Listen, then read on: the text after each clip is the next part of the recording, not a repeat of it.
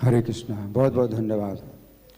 इस श्लोक में 4 नाम हैं भगवान के। पहला नाम है निरपेक्ष, दूसरा है पूर्ण काम, तीसरा है महाविभूतिपति और चौथा है सकल सिद्धि। भगवान के 4 नाम हैं। तो पहला नाम है निरपेक्ष। तो इसमें प्रार्थना है अलम ते निरपेक्षा है कि आपको किसी चीज़ की आवश्यकता नहीं है, इसलिए जो कुछ मैंने दिया यही पर्याप्त है। आप नहीं सोचते कि नहीं और ज़्यादा मिलना चाहिए, वो मिलना चाहिए। तो यहाँ पर जो भाव है वो ये है कि मैं आपको कुछ दे रहा हूँ, लेकिन इसमें जो है आपको ऐसी कोई कमी नहीं महसूस होती है कि नहीं मैंने आपको कुछ कम दिया, इसलिए अलम कहते हैं। अलम शब्द का प्रयोग होता है संस्कृत में, जैसे कि उनकी थाली में कुछ डाल दिया, आप और दे रहे हैं तो कहते अलम अलम अलम, इसको कहते अलम अलम अलम। अलम का मतलब बहुत है, बहुत है, बहुत है, मतलब ज़रूरत नहीं है, मुझे और ज़रूरत नहीं है, कुछ दिया। तो अलम ते निरपेक्षा, इसमें ही मतलब ये भावना आती है कि हाँ, ये जो भगवान का जो पूजन हो रहा है इसमें कुछ अर्पित किया गया है। अब ऐसे आप देखें पिछले श्लोक में तो ऐसा कुछ नहीं है कि भाई भगवान को कुछ मतलब अर्पित किया जा रहा है। आप 2 श्लोक जो दूसरा और तीसरा श्लोक पढ़ें तो ऐसे पता नहीं चलता। इसमें तो यह है कि बस भगवान का जो है पूजा करना है, लेकिन क्या अर्पित किया गया है कुछ ऐसा नहीं है। लेकिन संकेत मिल रहा है, संकेत ये मिल रहा है कि पूजे प्रातः राशात प्राग, कि प्रातः काल में उनके भगवान की पूजा करना चाहिए और भोजन के पहले पूजा करना चाहिए। इसका मतलब है कि भोजन बन चुका है और आप पाने के पहले भगवान को की पूजा करें। इसका मतलब कि जो आपने बनाया अपने घर में, अपने लिए बनाया, वो भगवान को आप अर्पित करो। तो इससे जो है ये पता चलता है। और तात्पर्य में प्रभुपाद जो लिख रहे हैं इससे पूरी बात जो है पुष्ट हो रही है। तो प्रभुपाद लिख रहे हैं कि भक्त द्वारा जो भी अर्पित किया जाता है, भले ही पत्रम पुष्पम फलम त्वजम ही क्यों ना हो, भगवान उसे स्वीकार करते हैं। तो ये वही श्लोक में जो शब्द है कि अलम ते निरपेक्षा है। आप ये नहीं सोचते कि ये भक्त जो है मुझे इतना 56 भोग अर्पित करेगा, मुझे जो है इतना बढ़िया लड्डू देगा, ये देगा। तो पत्रम पुष्पम फलम त्वजम यो में भक्तिया प्रियच्छति। तो भगवान तो जो है भक्ति पूर्वक जो कुछ भी दिया जाए, थोड़ा दिया जाए, रूखा सूखा दिया जाए, है अश्नामि प्रयतात्मना, मैं स्वीकार करता हूँ। तो ये जो भाव है ये पहले श्लोक की, इस श्लोक की पहले पद में ही पता चलता है। तो प्रभुपाद लिख रहे हैं कि भले ही पत्रम पुष्पम फलम तो ही क्यों ना हो, भगवान से स्वीकार करते हैं। किसी बनावटी प्रयास को करने की कोई आवश्यकता नहीं रहती कि आप चिंता करो कि नहीं भगवान की पूजा करना तो ये चाहिए, वो चाहिए, ये है। तो इसमें वो बनावटीपना और दिखाना कि मैं इतना दे रहा हूँ भगवान को, देखो, तो ये बनावटीपना। तो प्रभुपाद कहते हैं बनावटीपना की कोई आवश्यकता नहीं है। आगे उत्तम यही होता है कि सीधे साधे ढंग से जो भी प्राप्त हो सके उसे भगवान को आदर भाव से नमस्कार पूर्वक अर्पित किया जाए। भगवान अपने भक्तों को समस्त ऐश्वर्य प्रदान करने में पूर्णतया सक्षम है। तो यहाँ पर प्रभुपाद भी ये सीधे साधे ढंग से प्राप्त हो जाए। और गीता में भगवान भी कहते हैं 27वां 9वें अध्याय का 27वां श्लोक कि ये यत करोसि यदश्नासि यस जोहोसि ददासि, तुम जो कुछ खाते हो वो मुझे अर्पित कर दो। कुछ भी नहीं है कि मतलब आप भगवान के लिए तो फिर ये चाहिए, ये मैं कैसे भगवान को दूं, जो तो मेरा जो है मतलब ऐसा ही है, रूखा सूखा मैं खाता हूँ, भगवान को कैसे दूं। तो भगवान के दीजिए यदश्नासि, जो कुछ तुम खाते हो वो मुझे अर्पित करो। यहाँ पर अलम ते निरपेक्षा का मतलब ये है कि आप कभी भी अपने भक्त से ये आशा नहीं करते, नहीं सोचते कि वो मुझे ये खिलाएगा, वो खिलाएगा। और सच बात है, वो जो भगवान की लीला में दुर्योधन ने 56 भोग दिए, लेकिन उसकी भावना दुर्भावना थी। भगवान के भक्तों से वो जो है द्वेष करता था और भगवान को ब्लैकमेल करने के लिए अच्छा खिलाना चाहता था कि पांडवों को जो है फिर कुछ ना देना पड़े और मेरा जो है काम बन जाए। तो भगवान ने स्वीकार नहीं किया। और वहाँ जो है विदुरानी, ये हमने पढ़ा तो नहीं कहीं पर, लेकिन सुना है कि विदुरानी जो है केले के छिलके दे रही है।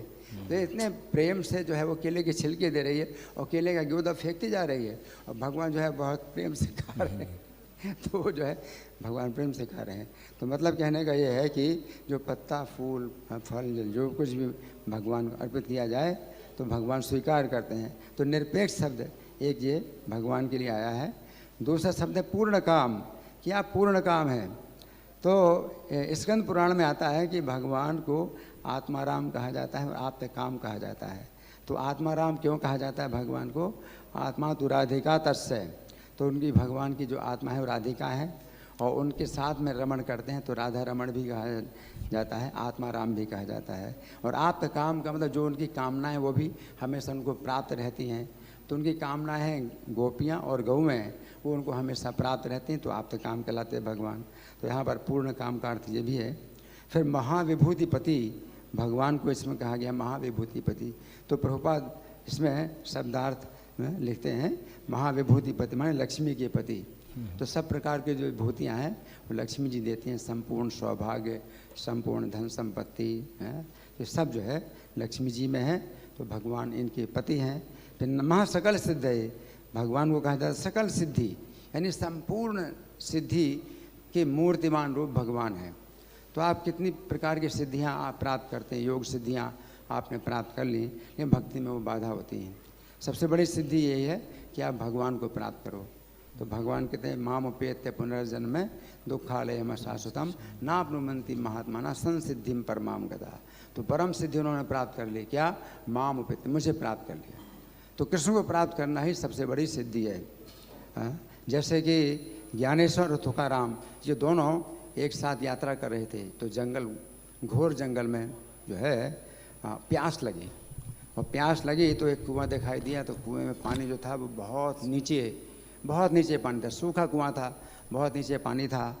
तो ज्ञानेश्वर तो उनके पास योग सिद्धि थी, तो उन्होंने पक्षी का रूप धारण किया और कुएं के अंदर चले गए और अपनी प्यास बुझा ली। लेकिन तुकाराम, उनके पास तो कोई सिद्धि नहीं थी, तो कुएं के बाहर बैठ करके कीर्तन करना शुरू कर दिया। और जब कीर्तन करना शुरू कर दिया तो कुएं से जो है पानी निकलता ऊपर आया और कुएं के बाहर बहने लगा पानी। तो ये जो है इतनी बड़ी सिद्धि है ना। तो कोई योग सिद्धियों का जो है प्रयोग करके भी अपना काम चला लेता है, लेकिन जो भक्त है उसके पास संपूर्ण सिद्धि है तो भगवान है ना। तो कुएं से पानी बाहर बहने लगा है ना। तो इतनी बड़ी जो है ये मतलब घटना है।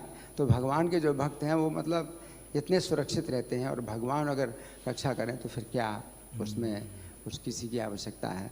तो यहाँ पर यही बताया है। और फिर मुख्य बात यह है कि द्वेष नहीं करना चाहिए।